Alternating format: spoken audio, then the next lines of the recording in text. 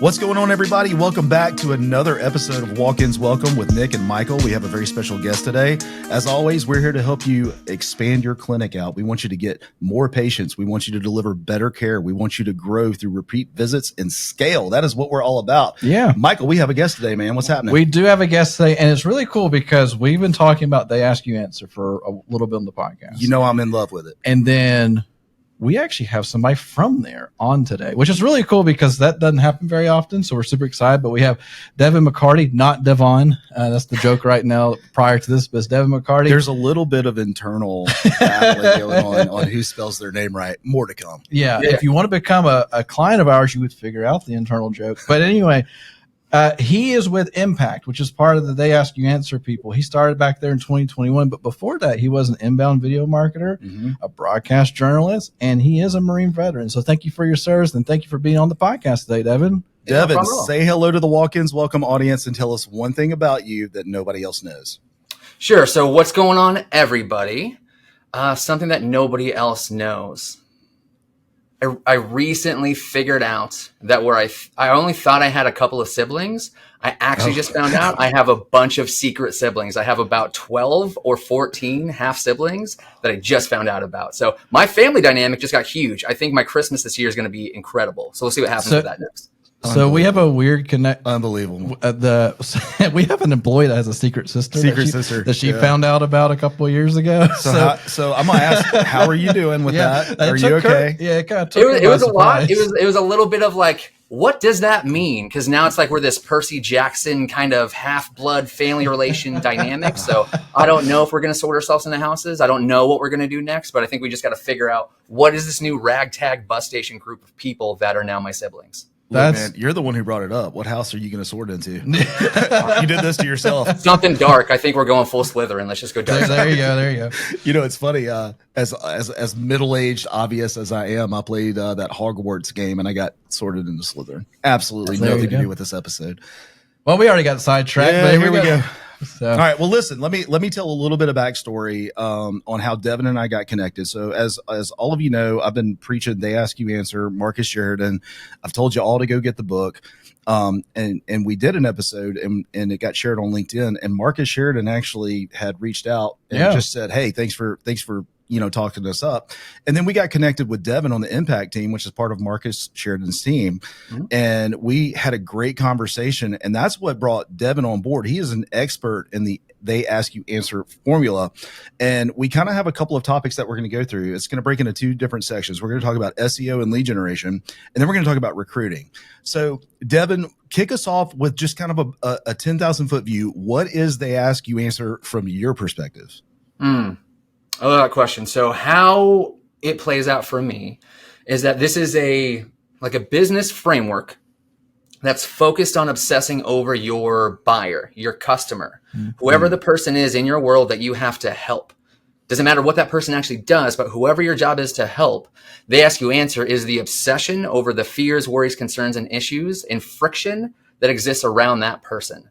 So how do we really figure out what questions they're asking, what frustrations they feel, what places they want to be that they can't get to, and how can we really create a bunch of content around those pain points, those frictional points, to make it better of an experience for them, help them understand more stuff, help them get clear on what they need to understand, help them really figure out if they're a good fit or a bad fit. More than that, what they need to watch out for.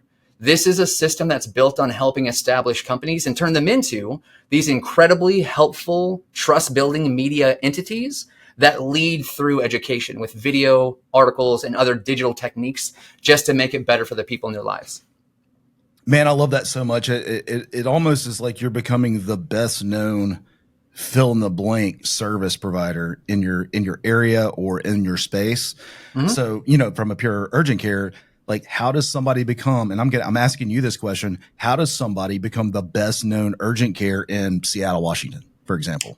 Sure. So I would really start by figuring out what do you want to be the best at? Like, specifically, a bunch of different competitors do similar things, but what is specific to you? What is your approach? What is your technique? What is your staffing capabilities? What is your, code of ethics? What are the things that make you unique first? And then who's a best fit to get help from you? Once you've got that clarity, then I would say What do people know about you right now? If you run a Google search about your business, about your solutions, about your people, do you pop up at all? And should you, for the things that you're searching for? After you figure that stuff out, who are you? What do you want to do? What type of business do you want to work? Who's your audience that you're going after? Then really, if you pay attention to what everybody else is talking about right now with the way that the internet is tracking information, I would ask you, do you have any digital footprint whatsoever? Is there any way for people to learn about you other than just reading the services page on your website? If that's a no, that's an ask too. Is that something that's interesting to you? Do you as a business owner, do you as a doctor, as a provider, as a whatever you are, do you actually care enough about your industry that you want to educate it? Because if not, this framework does not work for you. This isn't a greed-based system. It does not work like that. The lack of authenticity is a real problem. But how this works great for somebody that's in Seattle is somebody that really does focus on, here's how I want to take care of the people that are in my ecosystem. Here's exactly how I've built this process to do it. And I want to start educating on what this world looks like. Here are the different types of care.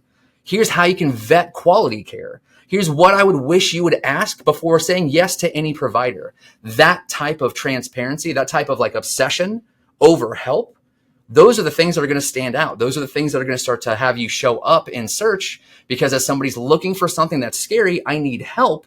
And they don't know what kind of help they need. They don't know if they're going to get screwed over, or they get told by other people that they're probably going to get screwed over. When they find something that they actually need help with and you've provided it to them, you automatically start building trust with them.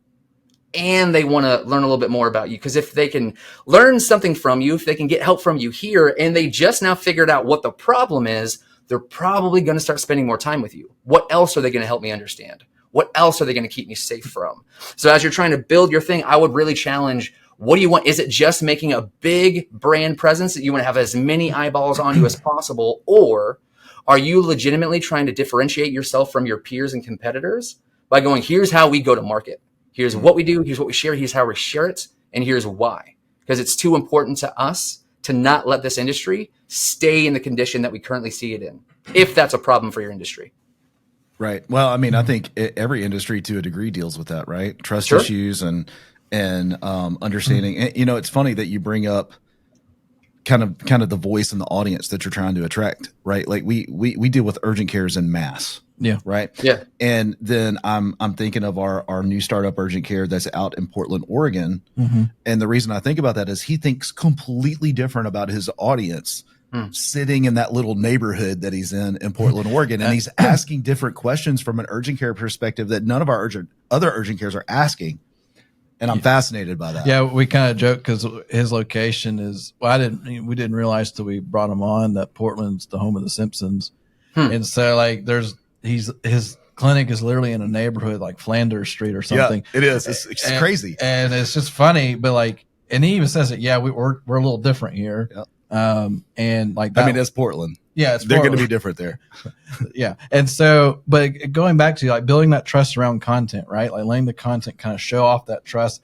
And that's so to the audience here, you know, we're talking about SEO, but we're talking about really the pure content side of it, where, you know, us as like here we are as an agency, right? Like we're an agency, we do SEO services. And like, there's layers to it. This is like, no, this is like the pure content side. This is the purest side of it, right? Where Google is ranking you organically because the questions that you're answering on your site is what people actually want to find about. Right.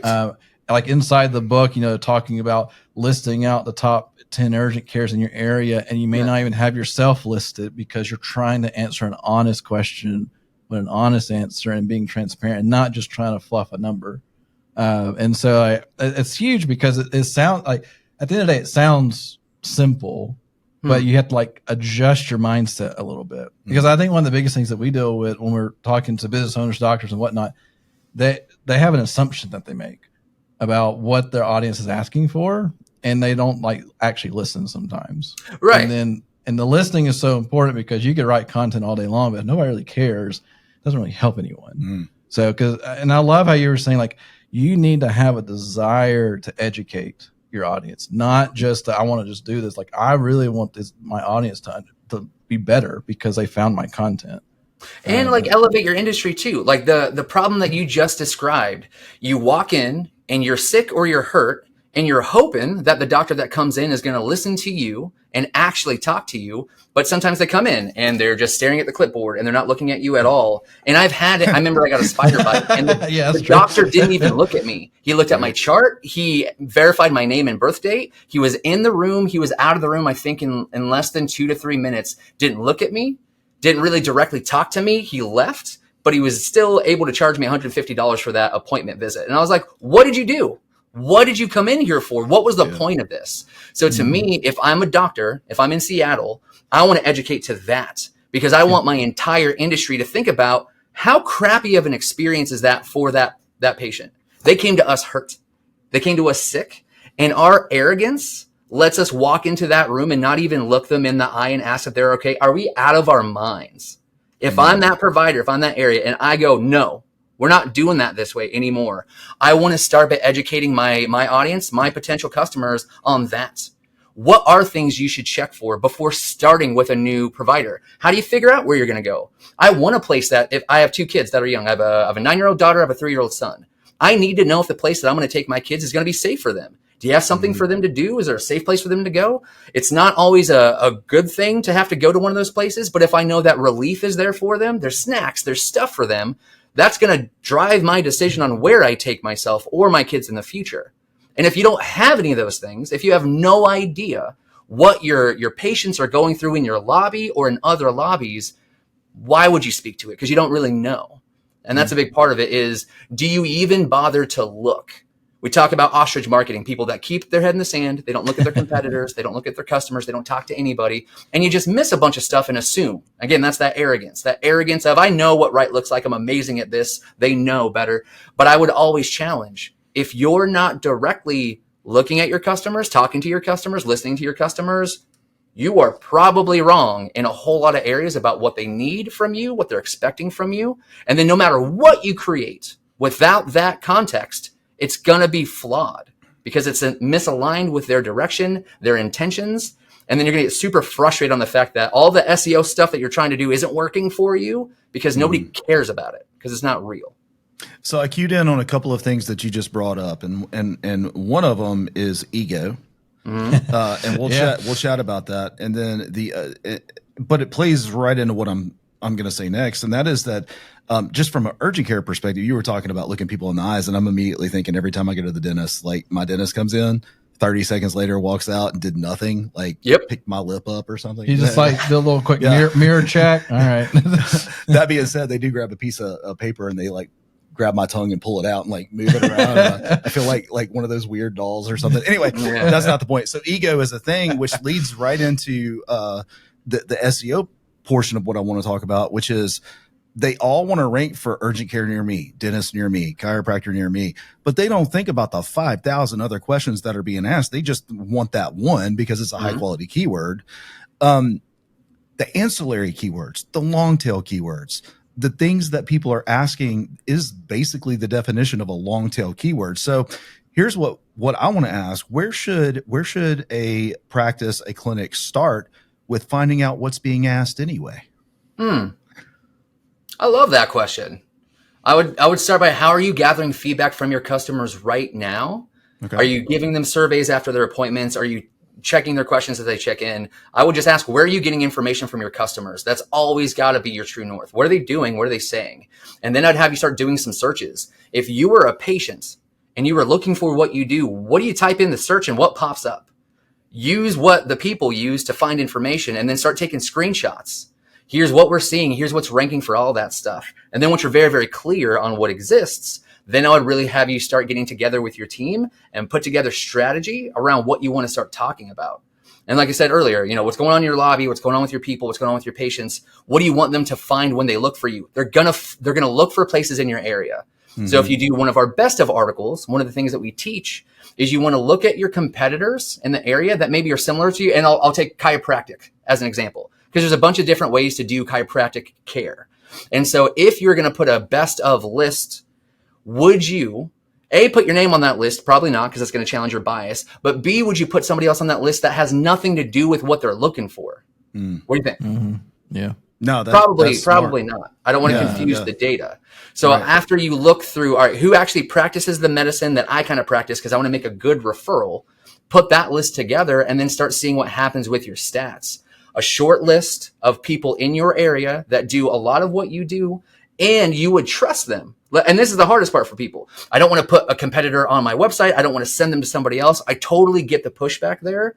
Mhm. But people are going to look for referrals anyway. They're searching for options. They're going to look for options. I would rather you start by picking the best options that you would actually feel okay about if they went somewhere else for care, and then put that list on your website. Here's who they are. Here's what they do. Here's how you can find them. Start there with that good curated list of people that you would actually not mind if they got care, your patients got care from them. Start there.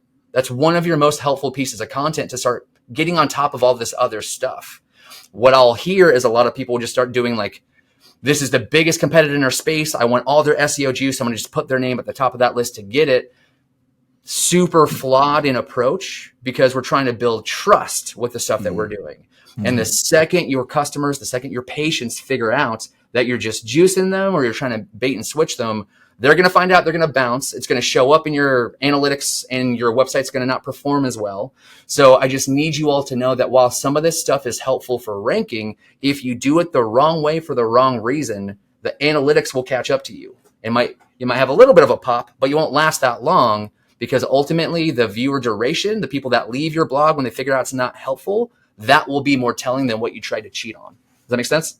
No, that's fascinating. So, going back to finding out these answers, just I'm going to bounce this off you. You may be like, that's a terrible idea, and that's fine. Sure. I have one too. A terrible idea? Yes. Those come in droves around here. I do. Anyway, so one of the things that we had one of our clients do is I said, take the next 10 days and write down, your front desk person, write down every single question that you get on the phone. Write them down. Love it.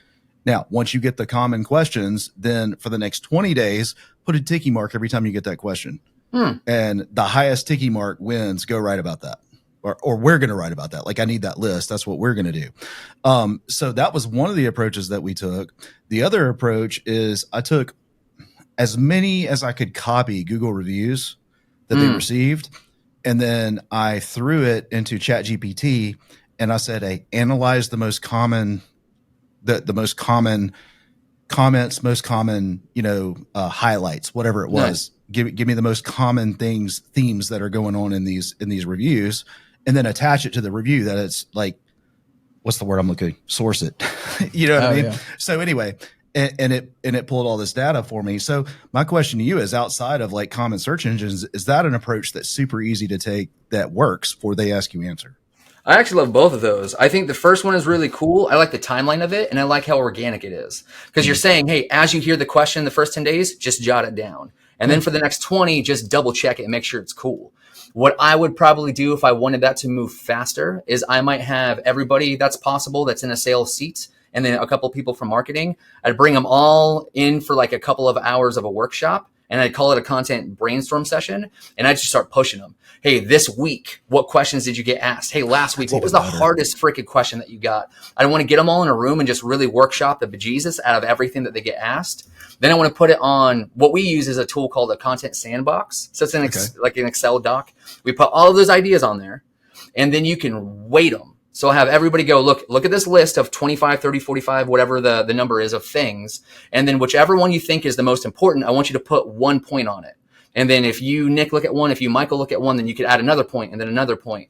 So if you can get your team to put all of the ideas in this document and then vote on the importance of that topic, it automatically curates a pecking order.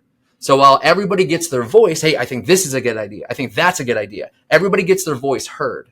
But then as a team, we all say here is the most helpful or important thing to start on.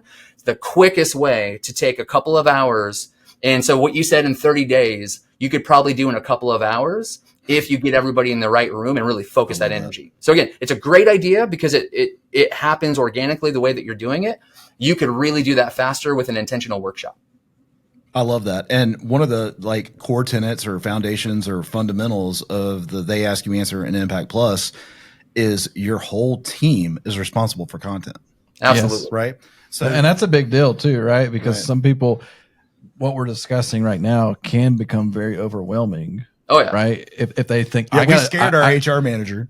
Yes. Like, what am I supposed to say? Yeah, that was kind of funny. But no, like it's that mindset of it's more than just you. It's not. Yeah. It's not put on the marketing person's shoulders. Like they may be kind of controlling the process, but ultimately, like everybody's involved, and it makes life a lot easier. Because even here, we've been doing some of that, and instead of going to Hannah, we need about 6 months of topics put together, and then it became no, the whole team's going to give you a bunch of topics, and now we have like 50 topics from the team putting in, and it worked. Like it took the stress off. So that's it takes some stress off. It adds others. And I did a 4-hour workshop yesterday, and at the end of it, we ended with a brainstorm. They had a ton of ideas to start on, and there was like real legitimate, like, I don't know how to do this.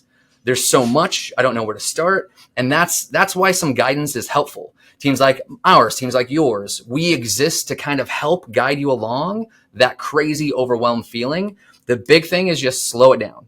You're going to have a bunch of ideas after a brainstorm session. That's a great thing. Then you curate it and put a plan together to start doing a little bit at a time. If you can do it that way, put some strategy behind it, it becomes a much more attainable lift. But what typically happens is you're like, oh, we could totally do a jam session with everybody. Let's do it. And then as you're done, you're like, I think I just broke my marketing team. I have no idea how they're going to breathe in the next 6 months, let alone get all these content ideas. So have a good strategy. Really think about bandwidth and capacity for when you're done with the workshop. Because what do you think happens to all those people that are in a room and now hear a bunch of ideas that are going to be generated, and now they have to wait months and months to see anything? Are they still as bought in as they were in that workshop? No. Probably not. Close. No. Yeah, not even close. So have that plan ready to go after your jam session so you could do something with that initiative. Yeah, and we always talk about, in general, having quick wins. When you have the quick wins that are easy to obtain, but it gives that impression, oh, this is good. Like it creates some momentum behind it. Mm-hmm. So my stupid idea, dumb idea that I had about collecting content, before I forget, I wrote it down, right? Sure. So when every urgent care doctor's office has an EMR system, so they know exactly what they've been working with on patients, they could and this is what I thought of. They could easily pull what's the most common prescription they've been giving out, and or treatment, and then what does that typically treat? Sure. And then you all of a sudden have what people are looking for, like, I have this and so forth. How can I get this treated? And because we all know, I go to the doctor to get a steroid shot. I don't even know what a steroid shot really is. Right. Mm. I just know it makes you feel better. It cuts down inflammation, but like things like that, like I think it keeps you up at night. Yeah, right. But like things that are quick, like super quick to pull, like you can pull that data really fast and just see and like kind of get that ball moving. Because we were talking about your process took some time. Yours was a little bit faster. Mine's a little bit. Yeah. Just a little bit. And mine's a little bit faster as well. But they're all different, right? They kind of give you different information at the end of the day. I think there's quality between all of them. But I was just thinking through for the people like I need to move on this fast and I don't have time. Well, you have data in front of you, because you had to log it anyway. So anyway. There's a concept from broadcast journalism. Have you heard of the concept of news jacking? Oh God, no. So lay it on me, man. That's cool. So the concept is, that throughout the year, there's going to be stuff that's really important to the news cycle. Elections, whatever, like there's always going to be a thing. But in your industry, in healthcare, that flu season's coming. That something else is coming. If you can forecast big stuff like that, ask yourself, do we have anything by way of education to solve for that? So like to your point, what is a steroid shot? What does it do? What are the most common things that we treat? I would also go, what's coming? Why do you need a flu shot? What are the different types of flu shots? When am I a bad fit for a flu shot? If I just had a baby as a new mom, can I breastfeed while getting a flu shot? Think of all the things that your patients actually might be thinking about that you could teach them. So then as they look for, where do I get a flu shot? What is near me? Then if they're looking for the right stuff and you've got it there for them, you've got them. So I would think, so in terms of newsjacking, if you were a roofing company or a repair company, when is the winter storm season? When's hail season? You're probably going to have some material ready to go for that. What kind of campaigns do you have set up? People are looking for flu shots, or if there's some gunk going through a school system, what have you done to prepare for that? So it's really thinking about, what are we doing right now? When does this stuff come up? And are we ready for that when it comes around again? It's being very proactive when we happen to be very reactive. And that's a big part of this too, is just helping you be more proactive about what's coming up next. What I was saying, and we need to start shifting toward the other topic on this is the recruiting side. Exactly. Well, I want to do a little plug with this one thing before we switch to recruiting. Yeah. If that's okay. All right. So, because you're right, we need to switch to the recruiting. Yeah, already 25 minutes. So. Yeah, I knew it happened. I'm having a good time there. So I knew it happened. I hope y'all are hanging with us and hadn't parked the car yet. So here we go. This is the thing. We'll make it super quick and then we'll segue over to recruiting. But I think it's important to note. Google just rolled out its useful content update, which essentially de-indexed tens of millions of posts / articles that were AI generated that were not useful. It didn't do all of them, just the non-useful spammy ones, right? And the reason I bring that up is one, I want to know, how does AI play into your process? AI, sound like a redneck. AI play into your process. And two, you just gave the solution to what Google just did. Like that Google smack in the face for all the AI content that they just took away. You literally gave them a game plan to replace it with useful content. So AI, one, is it useful for you, for what you're talking about? And two, this replaces that. That's not really a question, but a comment. Go. So yes, absolutely. AI is incredibly helpful if you use it appropriately. And it's good to outsource labor. Hey, I've got this. I think it's cool. Can you clean this up for me? Hey, does this even match what I was trying to say? Does this link? I started here. Do I lose the story? So I treat AI like it's like my most avid intern that's brilliant and has no work-life balance whatsoever. And so that's how I want you all to treat it too. Give it a name, treat it like a buddy of yours, and then just really make it help you. Does this stuff make sense? If you were this type of person, does this make sense? All right, cool. But then you've got to take it from there. You've got to put your human touch on it. What Google just realized is a ton of people, and I know why they did it, just went, I don't need a content manager. I have AI now. So here's all this crap, and I'm just going to post it, and I'm not going to edit it whatsoever. We have to learn that lesson. As a planet, we have to learn that lesson. With everything we just said, I told you sincerity. If you try to, can we swear on this podcast? Go ahead. Just sure. Be gentle. If you half-ass this content, people are good. They're going to feel it out. Okay, cool. Trying to pick my. I know the wall can scare you of words that I know. I won't use them. Please watch on YouTube. but the big thing though is making sure that like we can tell if it's fake. We will find out if it's sincere or not, as will your patients. And if we know that and we choose to be lazy about it, I don't feel bad for you when you fail. Right. Candidly, that was a choice that you made. Right. So if we can take the lesson of what Google will do if you're not doing it the right way, and how much more beneficial it would actually be for your patients if you did it the right way, I would challenge your heart. What do you think is the right thing? Why'd you become a provider? I would hope to help people. And is what you're about to do going to help more people or less people? And that should drive your decision more than anything else. I have one comment. You're playing in someone else's property.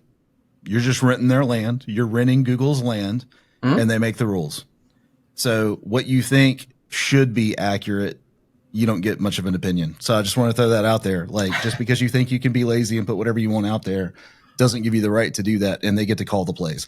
Let's kick over to recruiting real quick, because I don't want to miss this. This is such a huge opportunity for our listeners who are trying to find nurses, front desk, doctors, nurse practitioners. Go. Let's talk about recruiting.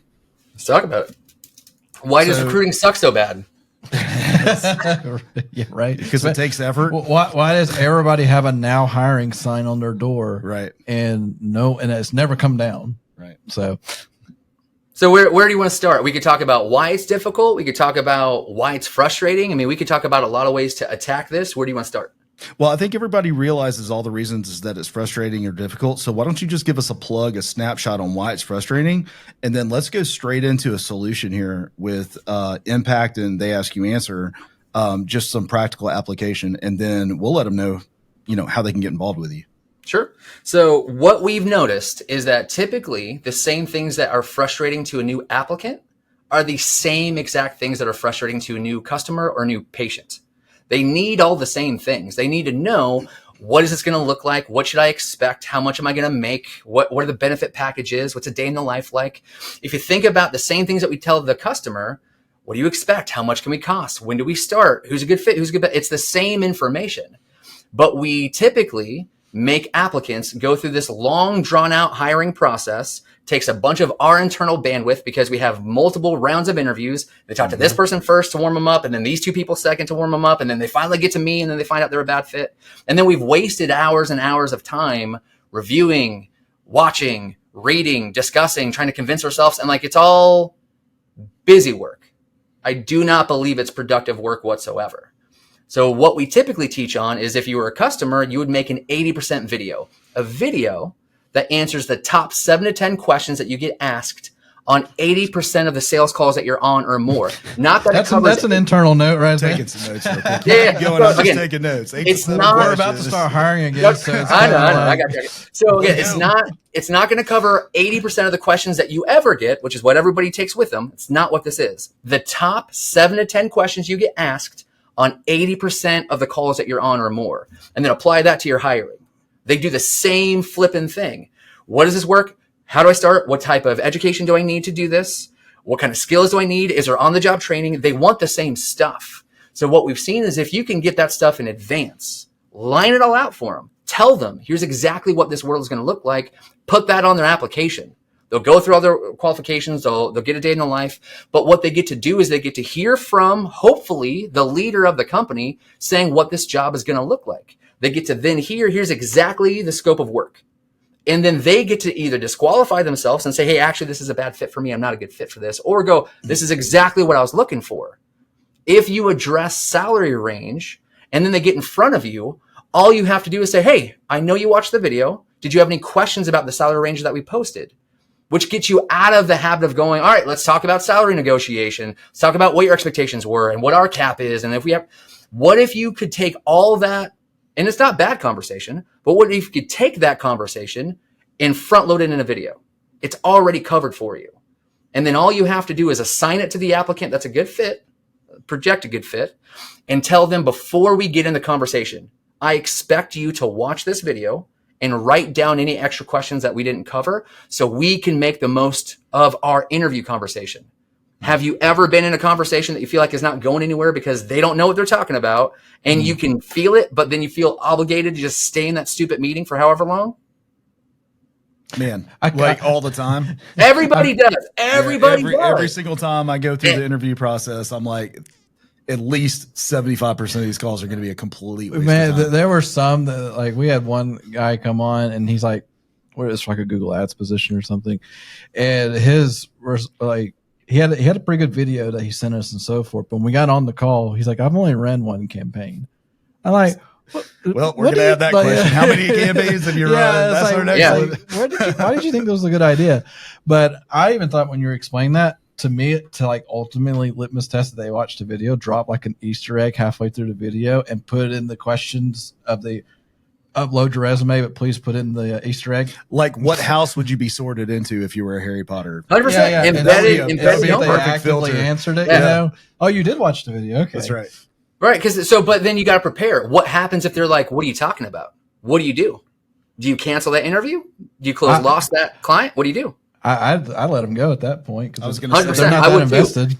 If a client were to show up after I've assigned that piece to them and they said, no, I didn't get a chance. I was busy. And I'd be like, all right, so let's go ahead and reschedule the call. We're not ready for this conversation. You're not ready. I would say the same thing to an applicant.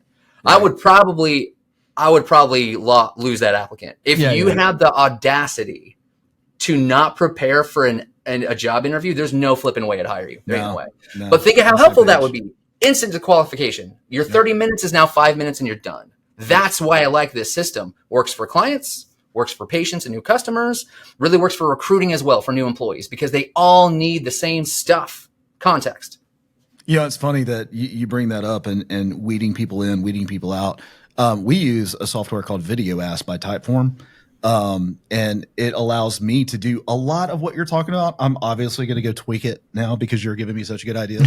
But like I have an interview video process. If they don't turn on their camera and respond to me with a video response, we're done. I'm in digital marketing. I need to know that you can get on video. Sure. Yeah. And actually talk. Yeah. And talk and have a conversation. Yeah. Like you're going to be in front you're going to be in front of our clients. And most of the time the world is doing a Zoom call of some type, right? So you have to be able to do that. So if you can't turn on your camera and respond to me, I'm not going to put you through the interview process. All that to be said is what you're talking about is we're being crystal clear. We're answering their questions. We're asking questions and getting feedback.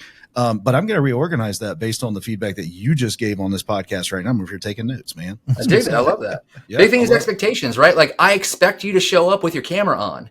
If I'm a sales leader and I want my sales team to start going on camera, I'm absolutely not going to bother with a guy who's like, I'm not going on camera. That's going to be in the job video. Hey, an expectation of this gig is that you will be using video. You will be using these technologies. You will be using something like HubSpot. I want them to be clear. Because if they're not into it, they're not a right fit for the company. I don't have time for that conversation. So you juxtapose that over to, clinics, right? They're probably not going to be on video unless it's a telehealth type company. But if it is telehealth, probably need to take a look at using a video ask or something like that. But that being said, making sure what it sounds like is making sure that you're crystal clear up front about the most common questions, answer them beforehand, get them prepared for an interview. And it gives you the best opportunity to get the right person in front of you. And it gives them the best opportunity to prepare and be successful. That's what it sounds like. And when you do that, all of that prep work up front, you really only have to do it one time, right? Yeah. Exactly. Think and of then how many hours you iterate and improve. Yeah, you iterate and improve, but now it's just become a process. Now, the hurdle, Devin, correct me if I'm wrong, is just doing it the first time. Yeah. Correct. Or the fear of doing it. I'm not going to get any applicants because they're just not going to buy into this. This is I'm going to look stupid on camera. I've never done this before. I'm not an actor. Like they're going to see me and like whatever. Like there's so much nonsense that gets in our head. And there's so many reasons to not do it. Right. Candidly, for sure. Of course, you had a bad day. You're kind of tired. You're kind of hungry. You're what? And what do you want? It is 2024. This world is freaking starving for excellent leadership. And I could not be more clear about that. So what do you want for your industry, for your company, for your patients, for your workers, for yourself? What do you want? And if it's to make it better, the first rule of leadership that you lose is taking the easy way out. And everything that we're talking about, it's simple, doesn't mean that it's easy though. But if you legitimately in your gut feel like I can do better with recruiting, I can do better with my patients, I can do better in this world, there's nothing stopping you. Right. Other than you. Yeah. I really hope, like your podcast, this conversation, I just hope it gets people fired up enough to go, I got to do something different this year. I got it. I cannot do 2023, 2022, 2021 ever again. I've got to do it different this year. That's what I hope happens at the end of this podcast. So I love that. I love that fire. I love that excitement. And obviously we're all in on, I call it Taya. So they ask, you answer. But Impact Plus helps clinics, physicians, small businesses organize this and put it into action. So Devin, I really do want you to take a few minutes and plug Impact Plus and just talk about, one, what is it? What can they expect? And how can they get in touch with you if they just want to learn more? And if you have any kind of like a no obligation or maybe just a low barrier of entry to have that discussion, that would be awesome too. And we'll put it in the show notes. Go ahead. Yeah, of course. So for me, if you ever have questions about anything, find me on LinkedIn. I love teaching this stuff because I love helping people figure out how to get better aligned with the people that they're helping. That's why I do what I do. I love it so much. If I didn't believe in the work, I would not do this work. So if you have questions, find me on LinkedIn. And if you go to our website, impactplus.com, there's a bunch of different ways to do similar stuff to what we're doing. You can do it yourself. Get a book, read a little bit, and then just try it on your own. If you want a little bit of help, I have a couple of us. It's by way of courses and software, some videos, some articles, some things to help you go through it with a little bit of guidance. If you want help though, I always am open to one free coaching session with anybody that's interested in what we do, just to see where you're at. There's no pressure to do anything with me because I have no idea if we'd be a good fit to work with each other. So it is not a sales call. It's to figure out, what do you want to do this year? Did anything that we talked about today stand out to you? Do you even have capacity to take that on? And if we did, what could that look like? That conversation would stem another one where we'd figure out what this would look like. My team is really good. We come with coaches and trainers. We help you with onboarding, with videography, with content creation, all that stuff. We are a teach you to fish company. We are not a fish for you company because I want you all to be able to do this stuff yourself unless you have bandwidth issues and you can't. That's why I love agencies as well that do it for you. Right. People need that help too. But if you're thinking about this stuff, you want to do it yourself, you want to bring that stuff in-house, that's something that my team can help you with, but only if you have that hunger and drive to do it. You can't do this halfway. You got to go all in. And we have a mutual friend in EW Motion Therapy. It's a physical therapist here in Birmingham. We both worked with them together. They left us for you.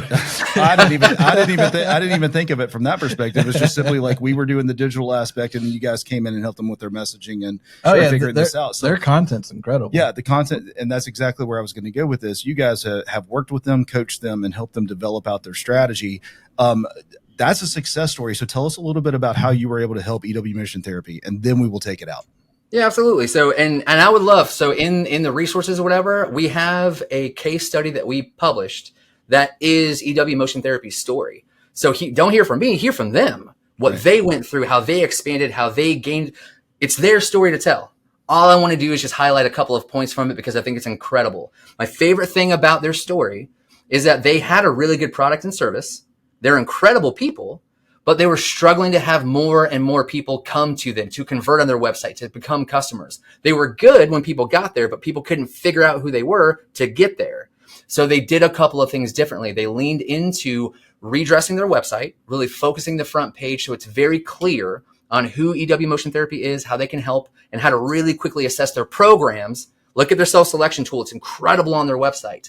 And they went all in on content creation. They have a videographer. They have a content manager. They went so hard on educating the different elements of physical therapy and how it applies to different people, how the programs are working, that I think they said in a year or two, they opened 2 other locations. They're expanding their closing rate. They're expanding their footprint. They're expanding their lead gen. All of the things that we talked about today, if applied correctly with the right team, with the right resource, with the right technique and approach, this stuff can work if you're willing to put the time in. So if you look at, go ahead. I was like, the time is the key thing, right? Because you even said like it wasn't overnight. It took about a year, right? Yeah. To feel the benefits starting to come on. So I think that's the quick reminder to anybody listening. This isn't a quick fix. This is an all-in buy. Yeah, run an ad for a quick fix. This is a long-term journey and long time, and it's very, very, very sticky. Yes, very sticky. Some of this stuff will pop for you instantly because you'll get time back in your life. The recruiting video, the 80% hiring video, like there's stuff like that, instant ROI just for your life. Some of this other stuff, think about everybody else tried to hack Google with AI and they just got caught. So there's going to be some weird analytical trust issues for a while. So it's going to take you a little bit of time to prove that you're not fake, to prove that you're the real deal, to prove that you're actually bringing people with you. But when you can get to the point that EW Motion Therapy is, man, hear from them what it's like to operate at the place they are. You will probably feel frustrated that your story isn't like theirs right now. But I'm telling you that if you really wanted to go after this, ask them how it went and figure out if your team is up for that task. It's good work. It really is, if you believe in it. Love it. Devon, thank you. What a killer podcast we just had. I think there were so many just value grenades that you were tossing to everybody. Internal things that we're going to be changing. Like there's bombs going off everywhere in the most positive way. Devon, we're going to put all of your information in the show notes so that people can access Impact Plus, access you. And I want to just right now just say, hey, we got to have you back in the future. We'd love to talk more. Oh, yeah. Of course, yeah. This is a blast. All you guys, great conversation, very comfortable. Appreciate the time. Hope this was helpful for the people that are listening. Well, if it wasn't for them, it was for us. Right. If anything, we got some stuff. Yeah, we'll take it. All right. Well, listen, hey, everybody, thank you for listening. I hope this had great value. I want to encourage you to go back and listen to it again. And then if you know of some other clinics that need this kind of information, share this episode with them. We'll get them connected with Devon as well. Till then, we'll see you next Wednesday. Thanks for listening.